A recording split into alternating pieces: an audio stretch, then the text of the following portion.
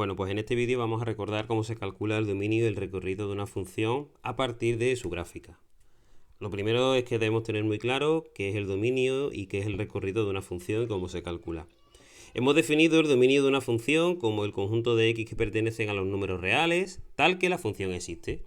Es decir, para todos los valores de x para los cuales existe la función, son valores del dominio.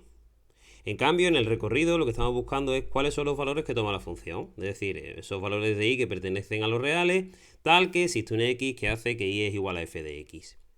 Si bien para calcular el dominio vamos a mirar siempre el eje de la x, para calcular el recorrido vamos a mirar siempre el eje de la y. Tenemos aquí un par de ejemplos en los que vamos a calcular tanto el dominio como el recorrido. Bueno, pues en el primer caso vamos a por el dominio. El dominio de esta función, vamos a llamarla la función f de x, será... Pues fijaos, a ver, ¿cuáles son los valores de x para los cuales existe función? Si tomamos valores más pequeños que menos 3, cualquiera de estos, veis que no existe función. Y si tomamos valores mayores que 7, tampoco existe función. Es decir, lo que tenemos claro es que el intervalo en el que está definida la función es este de aquí, entre menos 3 y 7. Y lo que tenemos que ver ahora es si la función existe cuando x vale menos 3 y si la función existe cuando x vale 7. Bueno, pues fijaos, ¿la función existe cuando x vale menos 3? Pues cuando x vale menos 3 la función está aquí. Y por cómo está escrito esto, sí existe función. En cambio, cuando x vale 7, la función no existe.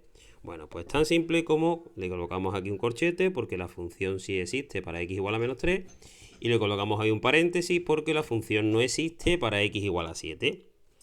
Si eliminamos, vamos a eliminar este pequeño dibujito y vamos a por el recorrido. El recorrido de una función hemos dicho antes que lo que tenemos que fijarnos es cuáles son los valores que toma la función. Pues, ¿cuál es el valor más pequeño que toma la función? Este de aquí. ¿Cuál es el mayor valor que toma la función? Bueno, pues todos estos puntos nos dan el mayor valor de la función, que es ese de ahí. ¿Cuál será el recorrido? Pues este intervalo. ¿Cómo representamos eso? Vamos a borrar para ver bien cuáles son los valores que tenemos que coger. Y fijaos que el recorrido de la función, el recorrido de f de x, bueno, pues el valor más pequeño que toma la función está aquí, en menos 2, y el mayor valor que toma la función está ahí, que está en 4. Entre menos 2 y 4. ¿La función toma el valor menos 2? Pues sí, fijaos que aquí la función sí toma el valor menos 2. ¿Y toma el valor 4? Pues también, porque todos estos puntos la y vale 4. Así que tanto menos 2 como 4 pertenecen al recorrido. Vamos a hacer esto un poquito más rápido. El dominio de esta función. Pues el dominio de esta función, vamos a llamarla g de x, por ejemplo, para no utilizar siempre f de x. Pues son todos los valores de x para los cuales existe la función. Como si yo pudiese planchar la función contra el eje de la x. Si yo pudiese planchar todo esto, lo que queda marcado, pues fijaos que lo que queda marcado es esto de aquí. De tal forma que aquí la función no está definida, pero aquí sí.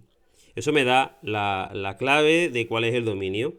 Pues vamos a borrar primero todo lo que hemos dibujado para que veamos claro cuáles son las unidades. Cada cuadrito es una unidad, pues menos 1, menos 2, menos 3, desde menos 4.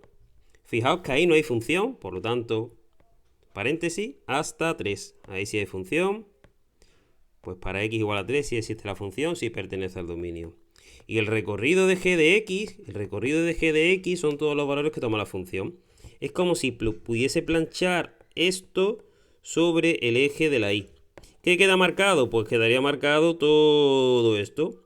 Pues esto es lo que me va a dar a mí la idea de cuál es el recorrido de esa función. Quitamos todo lo que hemos dibujado. ¿Y cuál es el valor más pequeño? Pues el valor más pequeño es este.